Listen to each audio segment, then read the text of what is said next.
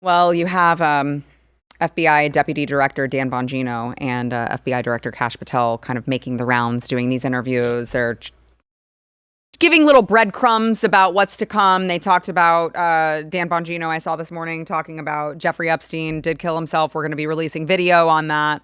And then he was asked, you have video of him killing himself? He's like, no, but there's video to just show that he was alone in his cell. And we're going to be releasing it, and we'll make sure that it's high quality so everyone can tell that that's what it is. And so I think that they're trying to save face for the unanswered questions that we still have on major happenings. One of those is, of course, what happened on January 6th. Number one, how many feds were involved in it and led it potentially. And number two, how about that mysterious pipe bomber that they could track every single person who was in D.C. that day. They could track all sorts of things, and they couldn't figure out who that pipe bomber was. And here's what Dan Bongino had to say about that. Watch. So the moment Kash and I swore in, we realized that the first thing we had to do is rebuild public trust. This is your FBI. It's not mine. I tell the employees every day, you don't own it, you don't own it, I don't own it. It's like being the center fielder for the Yankees. That'll live with you forever, but you don't own the Yankees. It's a proud franchise. The place has taken a reputational hit. There is zero question about it. There were a lot of bad actors. One of them still out there causing us all kinds of trouble. So we had to fix it and rebuild public trust. One of the ways to do it is these cases of significant public interest that matter. You know, we had 2 pipe bombs planted on January 6th. I mean, we were told by partisan actors out there this was the insurrection, the world was going to fall apart, and no one seemed to show any interest in this case. The second we got in, I put a team on it, and I said, I want answers on this. And I'm pretty confident that we're closing in on some suspects. Closing in on some suspects. So we may find out which Capitol police officer that was that did that. Which FBI agent? which Fed went and planted that pipe bomb, which, remember, our very own Steve Baker has uncovered an incredible amount of information on this. Yeah, I do a little shameless plug here for the Blaze. Yeah. Truth about J6. Go subscribe. I'm pretty sure you can go to blazetv.com/J6 or Jan6, one of those codes. But I'm going to look right now. Little shameless plug there. Yeah, I think you know, you have so many of these issues. James Comey is out there. So first he posted a threat against Donald Trump. 8647. Basically, 8647, written in seashells that he just stumbled upon. Oh, wow, look at this mysterious, there it is, mysterious formation. Yeah, it's so beautiful. He magically stumbled upon the seashell formation. He's just randomly finding this Trump derangement syndrome art on the beach that he's at, of course. I think he handpicked those and put them together himself for a nice little girly Instagram picture. That's beside the point. Also, this guy is a freak, okay? I went and looked through his Instagram after this, like after that incident. He's got about like every other like 5 or 6 posts. It's like something about pride or transgenderism. Really? Or like, it is bizarre. I think this guy, there's probably more than he lets on. But he posted that 8647 thing, and then like the next day he's on CNN saying that he was targeted by Trump, and that he was calling half of the country white supremacists. Yep. Which is like crazy. So he's threatening the president, the former FBI director. Then he's calling for about half the country to be thrown into gulags. Like, why is this guy? Why are all these people? Him, Mayorkas, all. You know what? If they wanted to rebuild some public trust for the FBI, I want to see some raids on these people. Yeah. Why is Comey still out there allowed to go walk around and show his face at CNN? Yep. Why is he allowed out there? Why is Mayorkas allowed out there? Why are all of these people who committed crimes against America still free and roaming around and just living their lives? Like, no, we need to see some arrests. You want to rebuild trust? That's one of the first things you can do. Yeah, I want to get your thoughts, Matt. But let's go ahead and play. And I still trust Bongino and Kash. I don't want to. Sure. I don't want to sound like I'm criticizing them, but this is things are out of hand, and we need some justice. And if you know, I mean, he just acknowledged this is not my FBI. This is your FBI. This is the American people's FBI. Okay, well, do something for us. To Logan's point, though, I want to play James Comey going on CNN. I'm just the victim. Poor me. I just didn't know what. I was the FBI director. I didn't know what 86 meant. Don't blame me. Watch. You called Trump's attacks against you life-altering. What did you mean by that?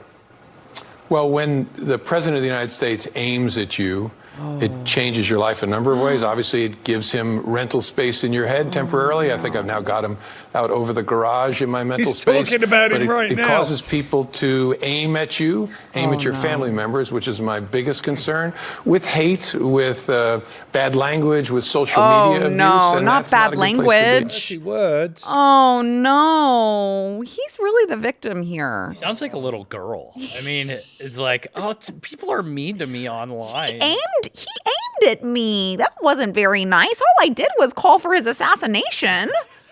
Nothing to warrant this type of hate. Look. This is the amazing thing about what we're seeing. We're seeing all this with the judges because before we were like, what is going on? Like, this can't really be happening. Same thing with what was going on with the FBI, where they were targeting certain individuals. And you're like, no, that can't be happening. I have never, ever put a social media post out like that because I'm not a idiot. Yeah, you're not retarded. Right? Yeah. I'm just saying, I'm not an idiot. I'm also not the director of the FBI. Yeah. You would like to think that he has a little bit more sense than doing something like that, regardless of whether he was in or out. We talk about The Office, right? I've always said this. If Joe Biden, not that he would have done it because he didn't know what he was doing, invited me to the White House, I would go. See, I wouldn't. I know you wouldn't, but here's the thing. I wouldn't. No, but here's the thing. Because it's the White House, it's the presidency. And I have a lot of respect for that, even though I don't respect him. Like, I cannot stand the fact that these sports stars are saying, I'm not going to, because it's about the country. It's not about the individual. Hang on a minute. The office of the FBI needs to be, as Dan Bongino just said, totally impartial, needs to be about the people, not about the individuals. I don't want to know James Comey's name. I don't want to know the name of the FBI director. I don't. I just want them to go and do their jobs.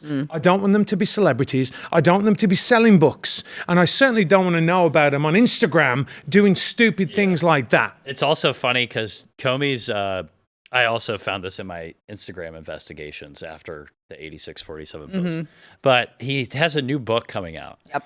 It's about, essentially, when you read the summary of what the book is about a right-wing podcaster who Comey does not like and who he's trying to figure out how he can frame for crimes for free speech. So it's like, the book is essentially about how the government should be able to take down and make the case against a right-wing podcaster who's gone too far, and take them off the air and blame them for like violence, right-wing violence of their supporter, of like the podcast listeners or whatever. It's truly deranged. Yeah. I mean, this is like, to think that this man was the head of our secret spy agency, like, is crazy. Nuts. You need to get, another thing you could do is just straight up clean house. Like, we need all of these people, every single one of these people who participated, who were complicit in this stuff. I mean, it was straight up, it was literal tyranny. Yeah. And I actually had an FBI, under Joe Biden,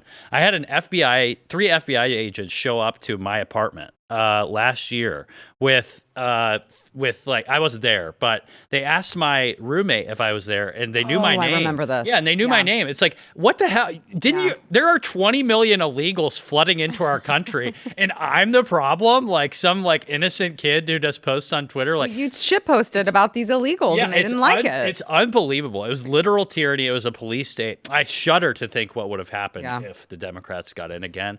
And that's why, like, this can never, what happened the last 4 years under the Democrats can never, ever, ever, ever, ever be allowed to happen to our country again. We were very, very close to the brink. And, you know, That's what, you're going to have to overturn some norms and some precedents to change that, but we can never allow that to happen to our country again. Well, to your point, Kash and Bongino, I think they need to start making some moves here because we don't have time to play the clip, but Dan Bongino was, during that interview, he was like, well, we found a room with all of this hidden evidence under the Comey era. We found bags. We found all this evidence that was hidden under Jim Comey's FBI. So it's like, okay, guys, if you're willing to tell us that, what are we doing about it?